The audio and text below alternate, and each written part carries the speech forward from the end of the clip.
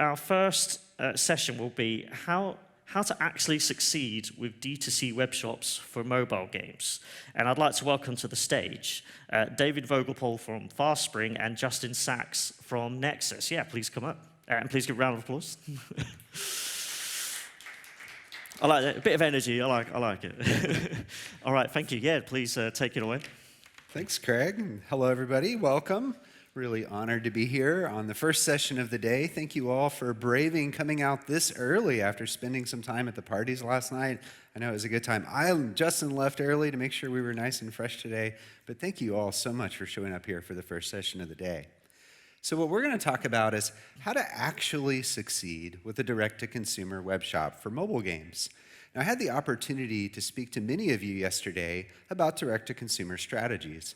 Some of you were ignorant to the strategies that are needed to be successful.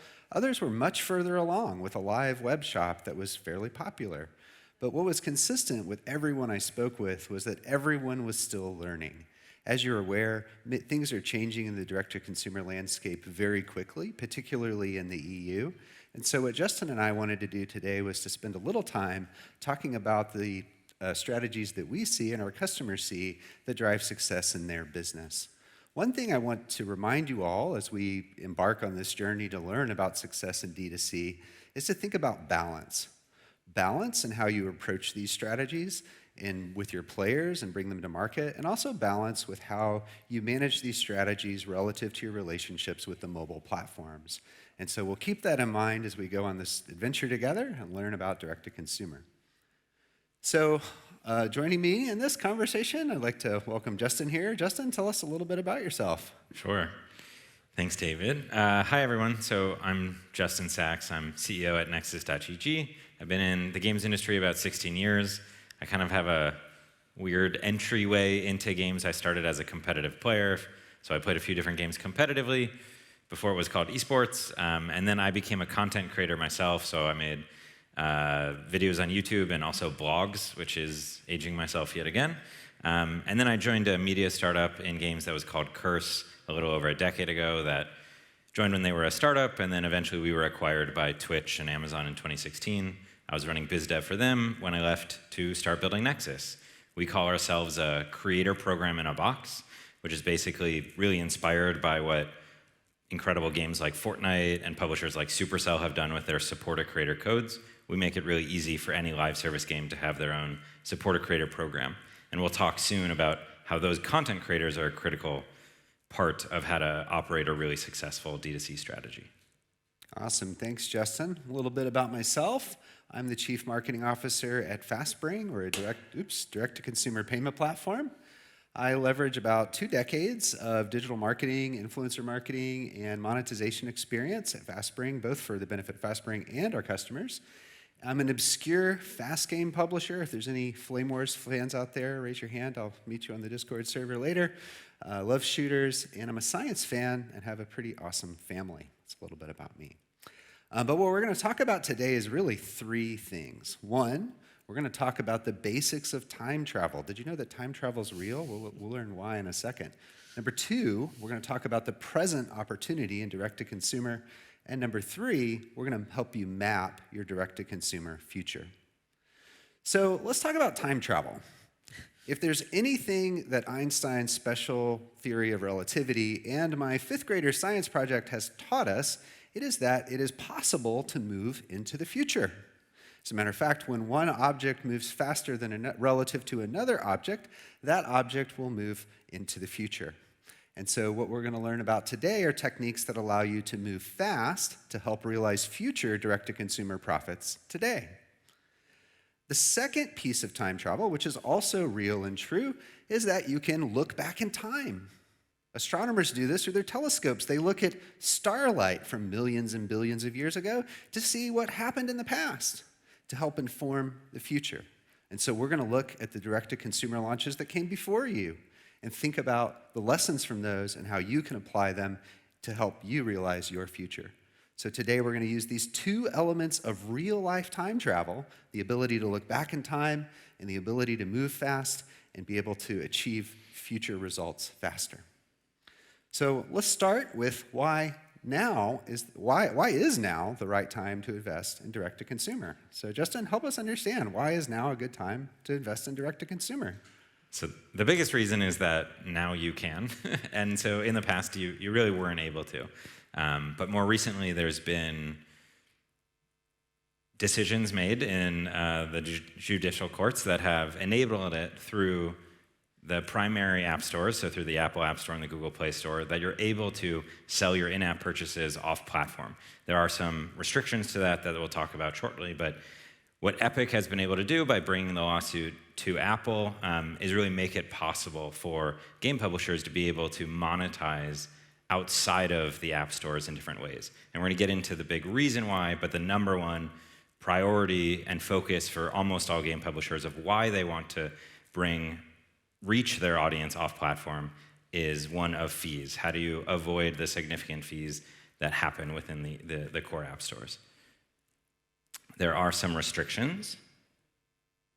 And so, for example, on iOS, if you want to have a D2C policy without the fees, you can't embed, you can't steer, and you can't sideload.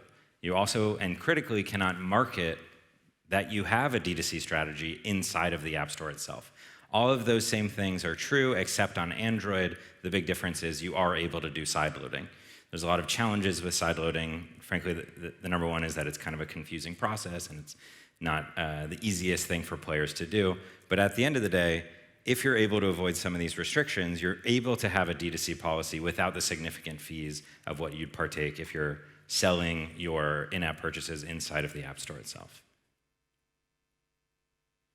So we're already seeing that there's a lot of incredibly successful companies, both in gaming and outside of gaming, that are utilizing D2C strategies. This is a big reason why it's one of the hottest topics of this conference, but really just endemic to the industry. There's a lot of focus on how can people leverage a D2C strategy? How can they work? How do they connect closer to their players in a way that is not just avoiding some of the fees that they have inside the App Store, but building that closer relationship with their players? And so emulating what some of these really incredible companies are doing is something that it's worth looking at. And all of these, whether they're game publishers or some of the non-endemic folks, are utilizing different forms of their strategies that we're going to get into later in this presentation. So one thing I like to really think about when I think about direct-to-consumer and how you're driving success is think about the fact that you already have to market direct-to-consumer to be successful with your games. As Sensor Tower reports, only about 15% of mobile game downloads come from App Store shopping. So if I'm on the homepage of the iOS game store or in one of the category pages, only about 15% of new downloads actually come from these experiences. If you're not a AAA title that can rank in one of these locations, then your percentage of mobile downloads that come from this may be even smaller. So as you're thinking about direct-to-consumer marketing, you got to remember that you're already having to do this. In AppsFlyer's recent report, they reported that game companies spend $29 billion a year on user acquisition.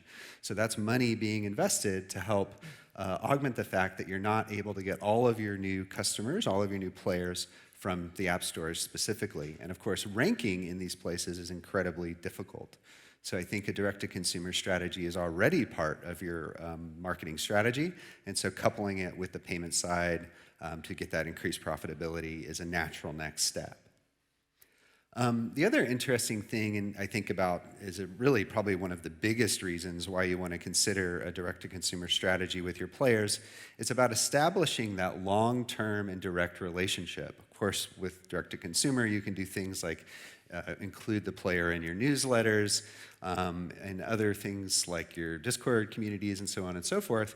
But of course, the biggest reason for me is about establishing that brand affinity with your players so that you own the relationship with your players. Your players play your games on their devices. And so direct-to-consumer provides you a unique opportunity to decouple that relationship from any particular device. What about money, Justin? Can people make more money with direct-to-consumer? Oops. You certainly can. And one of the interesting things, if you're really focused primarily on the bottom line around your D2C strategy is that it doesn't require you to have to convert all of your players. So you don't have to get all of the players that are currently in the game to visit your web shop in order to make really meaningful additional margins. In fact, if you focus specifically on your VIPs, on your most engaged players, and you bring even a small portion of those folks as it's relative to your total player base over to your web shop, you're going to see a really significant increase in profitability. For example, here we have Playtika's D2C platform made up 23% of their total revenue in 2022, up from 20% and then 13% in the previous years.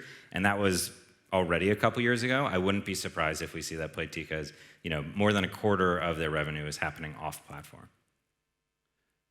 Yeah, it feels like there's not a lot of strategies to increase profitability by over 9% or double digits that are available. Yeah, it's especially when you think of repeating it into the future, because usually like the biggest challenge around acquisition is your most effective and most efficient acquisition channels, really in any sort of marketing, but certainly in gaming, only get more expensive over time. But once you build a relationship with these VIPs outside of the platform, you can continue to retain them much longer and work with them much longer, build them custom products, a bunch of stuff that we're going to talk about. Excellent.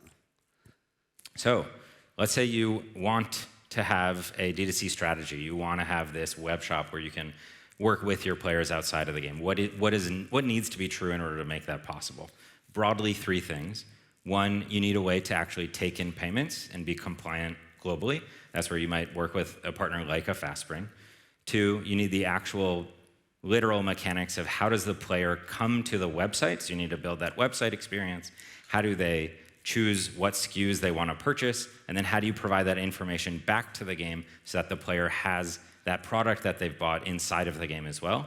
And then three, you need a way to actually get your players to visit the web shop.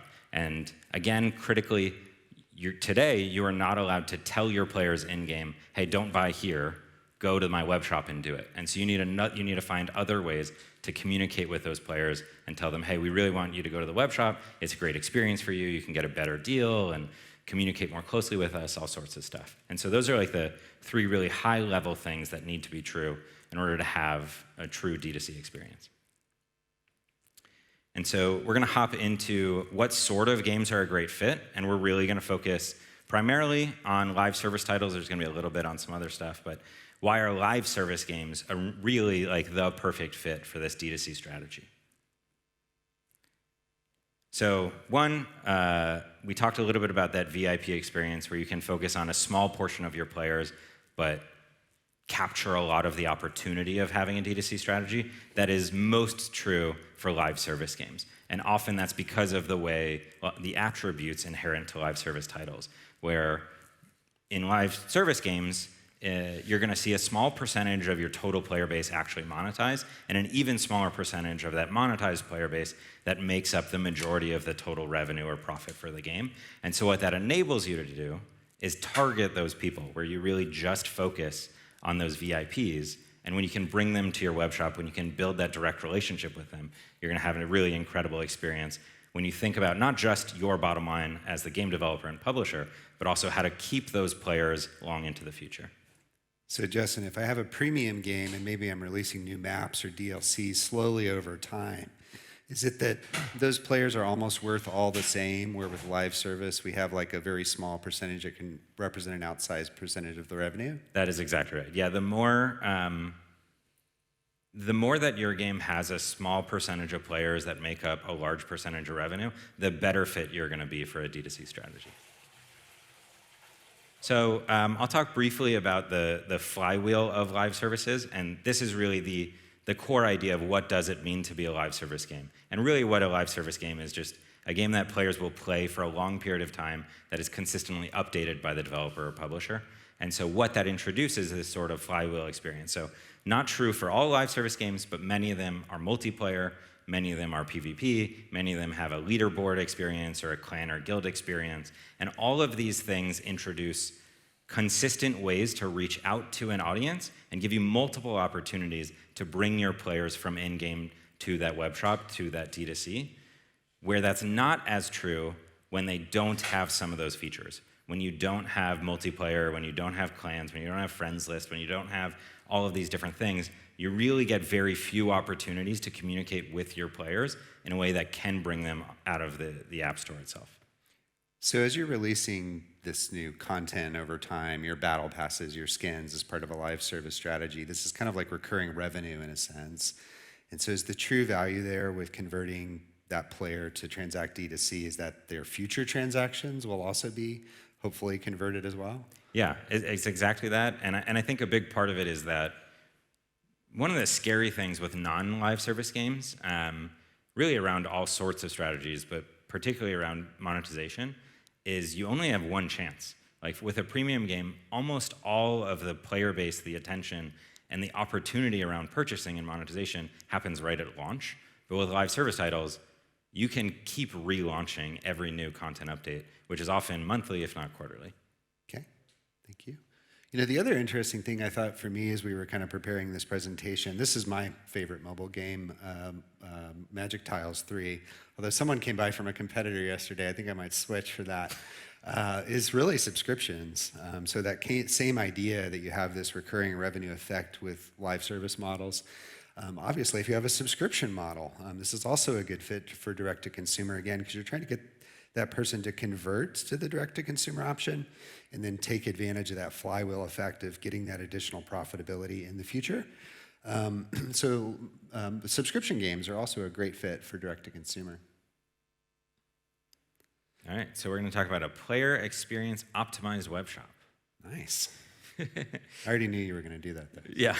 Okay, so what does that really mean? One of the things that we talk about and one of the things I've seen work really successfully, and because I'm on stage, I'm able to say this is also one of our web shops that we've helped build, is that you can really build a web shop that is a balance between the branding and the continuity of the experience. And what that means is you want, when the player visits your web shop, to not be surprised. They shouldn't see a brand they're unfamiliar with. They shouldn't have a shopping experience that is totally dissimilar to what they're used to. It should really feel really similar to what they're doing, because you want to reduce as much friction as possible for the player. You want to make it as easy as it ever possibly could be to get them from going to the App Store, which they've been doing for years, which they're used to, which they're comfortable with, to going to your web shop and partaking in your D2C strategy. And one of the key ways to think about that is design. And so make sure that the actual brand feels like the game. And so you can see on the left here, this is the actual in-game shop for a wonderful game called Smite. And then on the right is their web shop. And you can see that it feels like the same brand. It feels like the same experience. The sort of SKUs that you're buying are really similar. All that sort of stuff is really critical to making the player experience as frictionless as possible. You know, some of our customers have multiple games, of course, and the games have different designs. So the other thing I've noticed a lot of folks will do is the main shop will have the brand of your publisher or studio, and then they'll have micro-store, sub-stores for each of the games where the design of that sub-store matches the design of that particular game. So that's another thing to keep in mind as you design your stores out is, if you have multiple games, how are you going to approach that kind of overarching design? And then how are you going to have those shopping experiences for each game? To touch on that, it is exciting as the publisher to think about having a publisher brand web shop, and then again having maybe all the SKUs listed in the same place, and just be like, look, this is our publisher, this is all of our titles.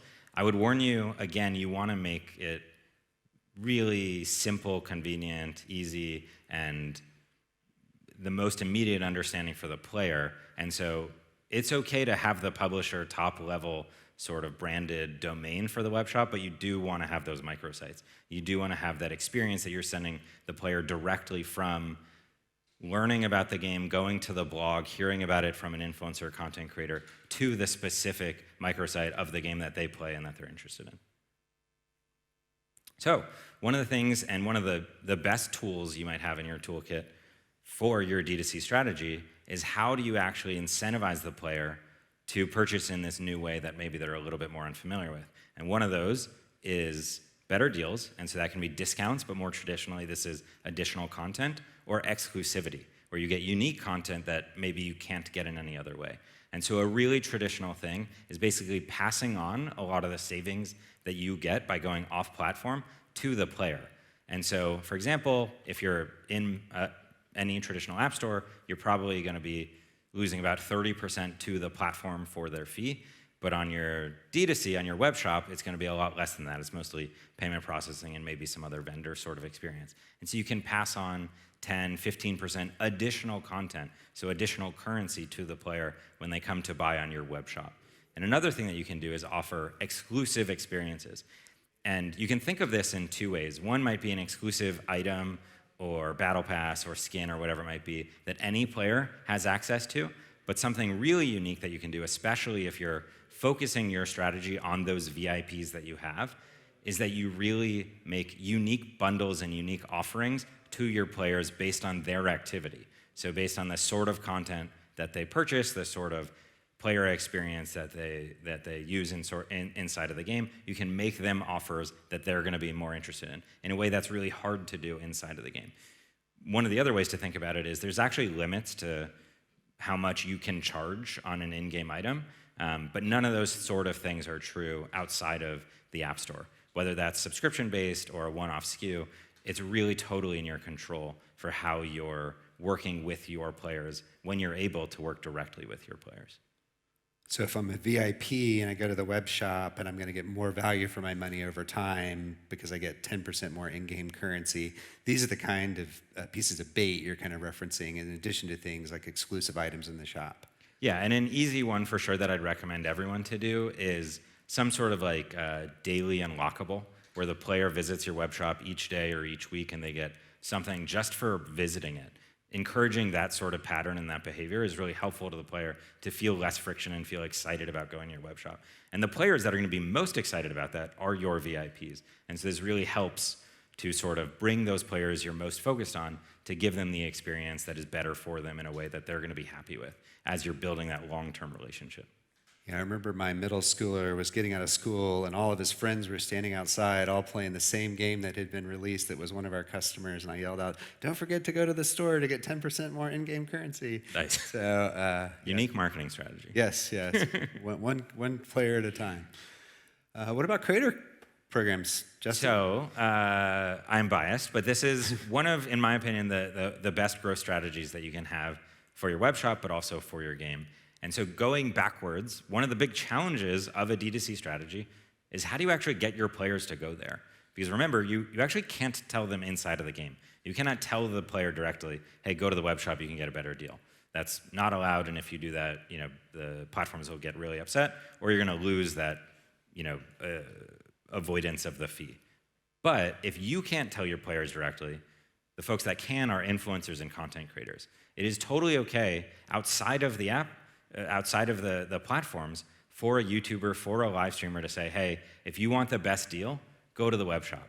And the best way to incentivize those influencers is through a creator program, which is basically a holistic, evergreen revenue share experience with those influencers. And so you would work with YouTubers and streamers and you'd say, hey, you get your own unique creator code. If you tell your audience to use that code inside the web shop, you get revenue share. So you as that content creator, you can get some amount of money for bringing your audience over to the web shop.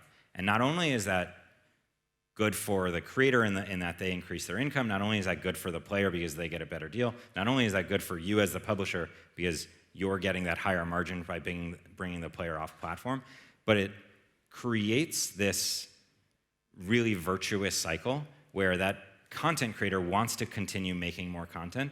And by having some sort of revenue share experience, by offering commerce to the creator, they now can make a living making content for your game, which is really the thing that you most want. You want to keep that creator not just playing your game, not just making content, not just bringing the players in, but to do that for as long as possible. Because the Venn diagram of audience that watches a content creator and those VIPs you want to bring to your web shop is like a circle. Basically, the exact people that you want to bring over to your web shop are the exact players that are watching content creators and influencers. And so introducing that Support a Creator program is a really valuable tool to bringing players to your web shop. Other thing I want to remind you all to pay attention to, especially if you're just launching a direct-to-consumer strategy and new, is that there's going to be support as part of your strategy. Players are going to have problems with transactions. This is actually my son who texted me from one of our customers when they just launched. Just tried buying something on this store. They said it was your problem on your end. Better fix it, buddy. My son was using a Visa gift card from like a relative, had mistyped in the credit card numbers like 4 times in a row, was like basically spamming the checkout form, and had got locked out for basically like a day and had to come back the next day. So you're gonna have players that have this experience no matter what you do with your direct-to-consumer offering. So just remember, you're gonna need to provide some transactional support. What you will find is a lot of payment providers that focus on the gaming space will actually provide that support directly for you. And so you can kind of offload some of that to your partner, but just remember to keep an eye on that. And again, you are already probably providing player support for in-app purchases. That's also another opportunity to establish a more direct relationship with that player. That can open up the door for future references direct to consumer. But when you have your web shop, you're going to need to have some support mechanism in place to make sure to help players when they have issues with this. Or you can just tell them to text me. Either way will work. The other thing to think about on your web shop is localizing your currencies, payment methods, and sales tax. Now, one big reason why players will actually go to a web shop is because they got the grandma gift card or something, and they don't have the ability, for whatever reason, to tie it to their mobile account. And so payment method diversity, if you will, is a strong advantage of actually having a direct-to-consumer shop and allowing you to capture revenue you might not have captured in any other way. But of course, localization plays a big part. If you're selling into Brazil, you need to support the Pix payment method. Everyone in Brazil uses Pix for payments. It's way more popular than credit cards. And so you can localize those payment methods, and then you're also going to need to localize the tax. So you can see for this particular purchase, it was not taxable in the US, but in Turkey, it was a 666, kind of a metal VAT tax there for this particular purchase. Again, most payment providers focused in the gaming space are what are called merchants of record. They actually will take care of the tax stuff for you. But localization is going to be a big part of it, both in terms of local payment methods, but also in terms of tax and compliance.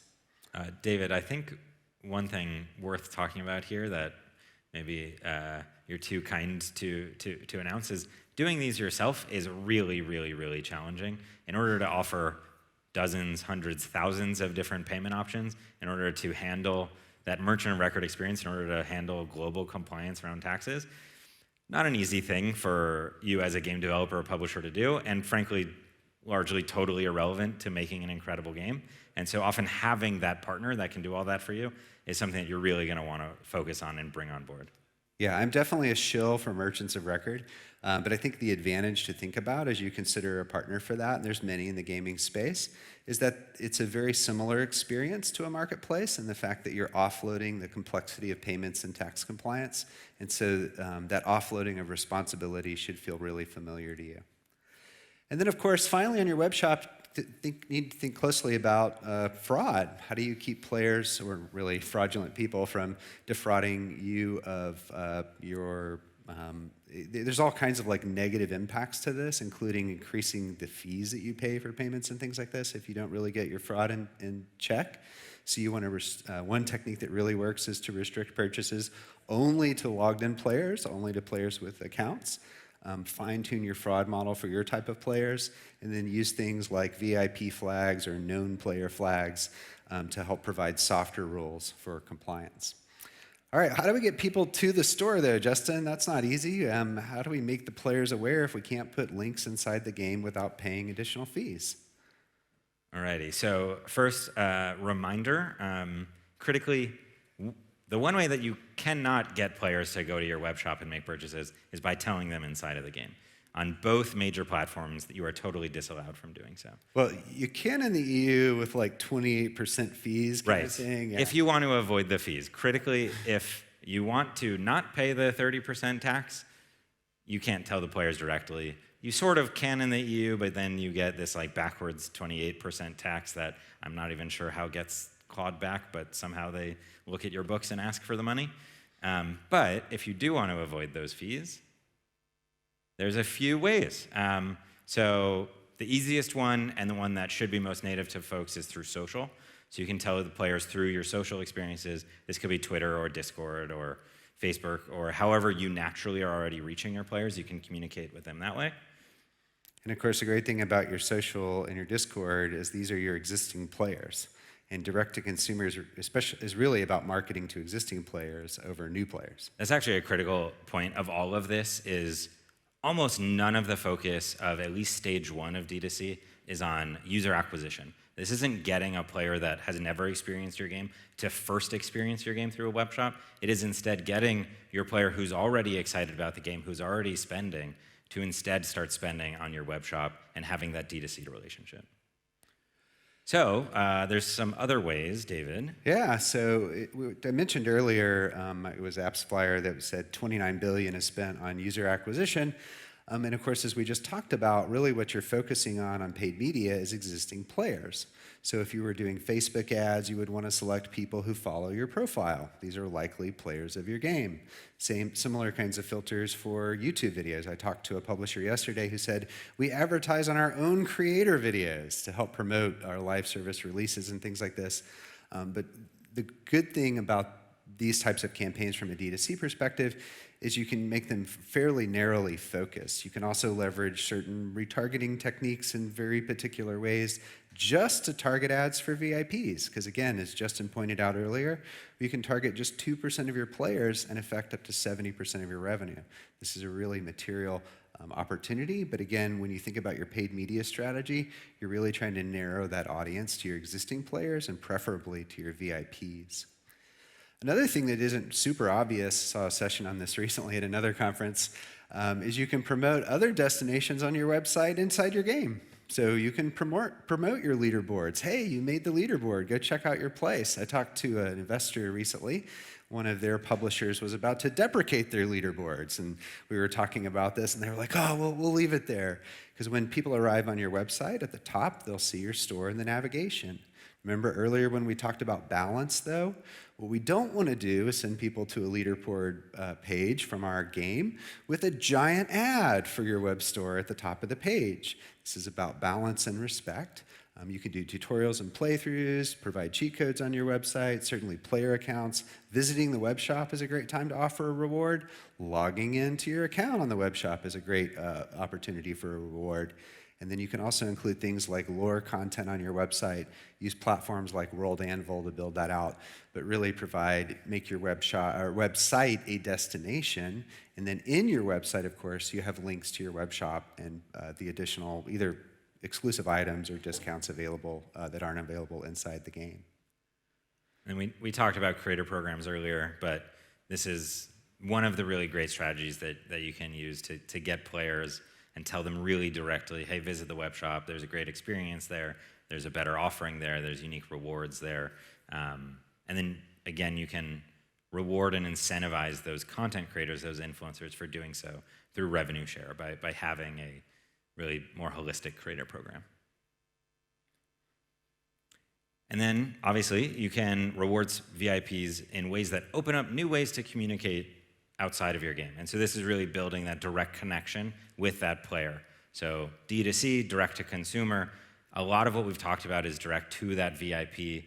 And you can think about how can you really support those VIPs in a way that they can't be supported through the game, but you can do through the web shop. And however you already are working with your VIPs, however you're already communicating with some of your most engaged players, now you can think about how you can leverage the web shop experience to augment that VIP program that you've either been building that might be nascent or it might be really significant. Your web shop can be a really good part and supplement to that VIP experience. Awesome. So as a reminder, there's 3 really core buckets that you need to solve for in order to have a web shop. 1, you need a way to take in payments and a way to be globally compliant. 2, you need the way that the player can actually come and make those purchases. Either they're authenticating with their in-game player account, or they're entering in some sort of unique user ID that then you associate with their player account, and then you can send them and reward them and give them the items that they purchase inside of the game. And then lastly, you need a way to actually communicate with those players to bring them from your game into the web shop itself. Awesome. And so that's basically what we've covered today. The three elements, as we promised: the basics of real-life time travel, the present opportunity of direct-to-consumer, and hopefully helping you to map your direct-to-consumer future. We have time for maybe one or two questions. We got there right on the time limit, but are there any questions from the audience?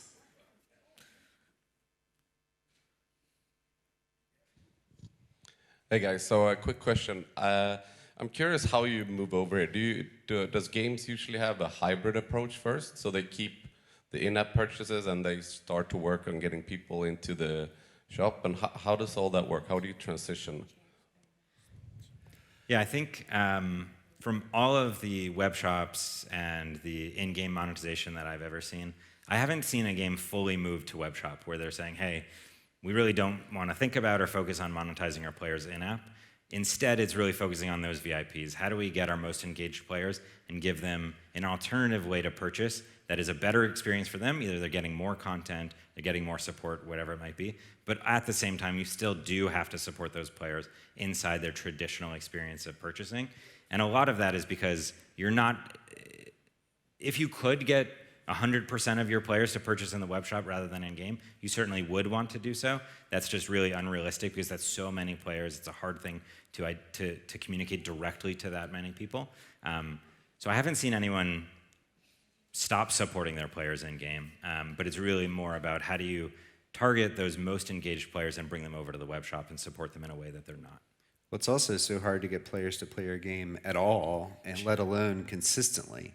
And so focusing on established players that are already familiar and playing your game consistently is a much better use of your time there versus gaining that consistency to begin with. I personally would not interfere with new players. I'd let them do their thing. So. Yeah, and again, the web shop is not a new player acquisition strategy. It's more a monetization strategy for your existing players. Thank you. Any other questions?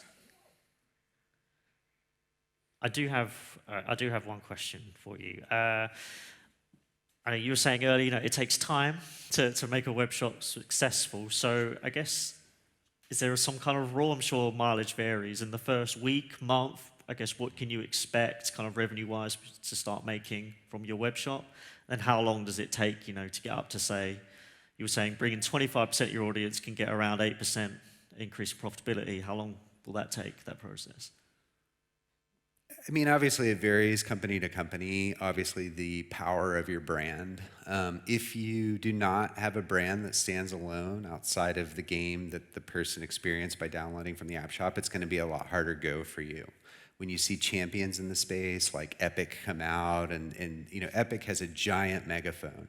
If your brand doesn't have a giant megaphone, if you have a popular game but people don't really know your brand as a publisher, it's going to be a lot harder for you to get that going. If you don't have your own Discord channel, if you don't have a strong social following, if you have these audiences already in place, it's a lot easier to ramp up more quickly.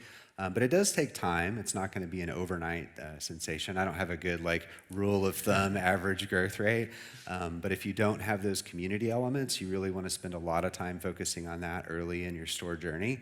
But if you already have a thriving community, it's going to be a lot easier for you to find success with your web shop.